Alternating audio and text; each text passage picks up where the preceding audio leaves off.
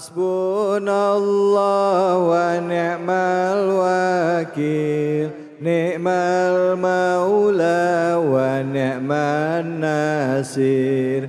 Hasbunallah wa ni'mal wakil, ni'mal maula wa ni'man nasir. Hasbunallah wa ni'mal wakil, ni'mal maula wa ni'man nasir. Hasbunallah wa ni'mal wakil, ni'mal maula wa ni'man nasir. Sallu ala Nabi Muhammad. Assalamualaikum warahmatullahi wabarakatuh. Warahmatullahi wabarakatuh. A'udzu billahi minasyaitonir rajim. Bismillahirrahmanirrahim. Alhamdulillahilladzi an'ama 'alaina bi ni'matil imani wal islam. Asyhadu an la ilaha illallahul malikul alam wa asyhadu anna Muhammadan 'abduhu wa rasuluhul arab wal ajam. Alhamdulillah, Bu. Puasa ndak, Bu? Lemes. Kita semua yang ada di sini yang sedang puasa, insya Allah termasuk orang-orang yang beriman kepada Allah Subhanahu wa Ta'ala, yang percaya akan hari akhir yang akan melanda, sehingga pada saat ini kita mampu menahan diri untuk apa? Untuk kita nanti menjemput bahagia. Amin. Allahumma amin ya rabbal alamin. Makanya di dalam surat Saba ayat 3 Allah berfirman, Bismillahirrahmanirrahim. Wa qala alladhina kafaru la ta'tina as-sa'ah. Wa qala alladhina kafaru, dan orang-orang kafir berkata. Ini yang berkata adalah orang-orang kafir. Siapa itu orang-orang kafir? Ibnu Arabi, seorang mufassir dengan genre tasawuf, mengatakan bahwa orang kafir bukan hanya sebatas non-Islam, tetapi orang kafir adalah orang yang tertutup hatinya dari kebenaran tauhid kepada Allah Subhanahu wa Ta'ala. Kafaro itu menutup.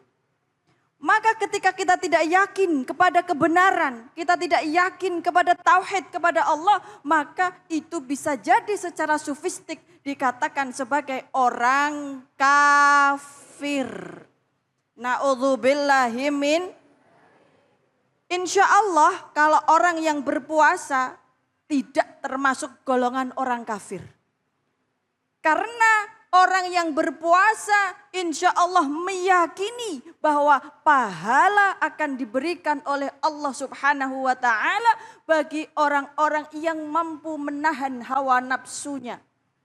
Dan meyakini bahwa suatu saat nanti kita akan mendapatkan balasan dari segala amal yang kita lakukan.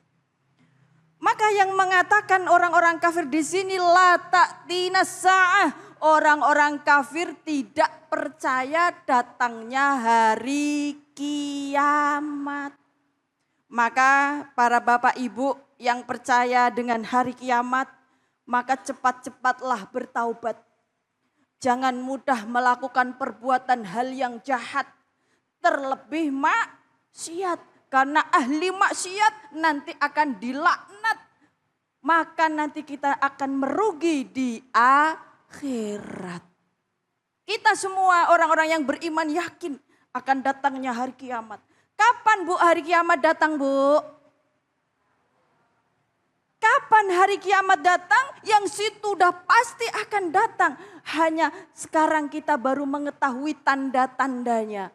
Kira-kira dari tanda-tanda yang sudah ada, apakah sudah mendekati hari kiamat? Sudah. Maka kita harus berhati-hati di zaman yang akhir ini. Banyak iman yang kentir, Bu. Tahu kentir? Apa itu? Orang kentir itu orang yang setengah. Setengah apa ya? Setengah Sadar. setengah gendeng gitu. Setengah gendeng.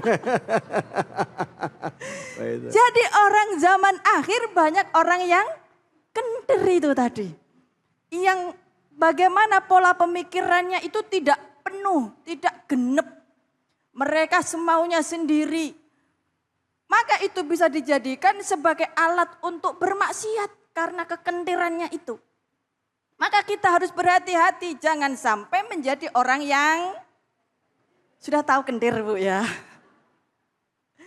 Orang kentir nanti akan mendekati apa tadi? Kafir.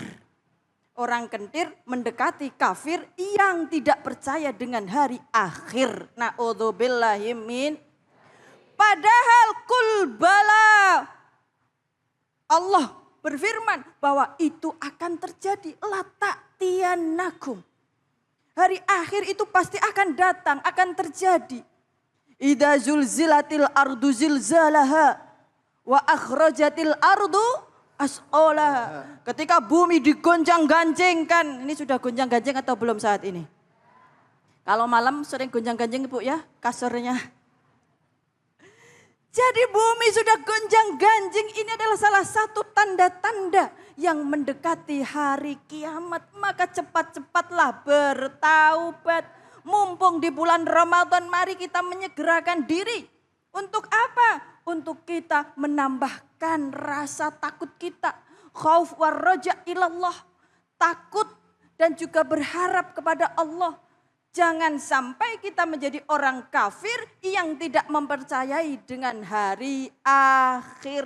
Di bulan Ramadan mari perbanyak ibadah. Mari kita semua semangat dalam menjalankan ibadah. Karena apa? Allah alimil ghaib. Sesungguhnya Allah mengetahui segala sesuatunya. Bahkan yang tersembunyi di dalam hati kita yang paling dalam. Jangan-jangan Bu, Ibu berpuasa. Jangan karena manusia, tapi karena Allah Subhanahu. Satu-satunya keinginan kita untuk berpuasa mendapatkan pahala Allah. Jangan puasa muasanin manusia biar dipelet, biar mereka cinta sama kita. Ada yang seperti itu. Puasanya karena Allah Subhanahu wa ta'ala. Kita sholat tarawih juga karena Allah Subhanahu. Kita bersedekah karena Allah Subhanahu, bukan karena ria, bukan karena pamer.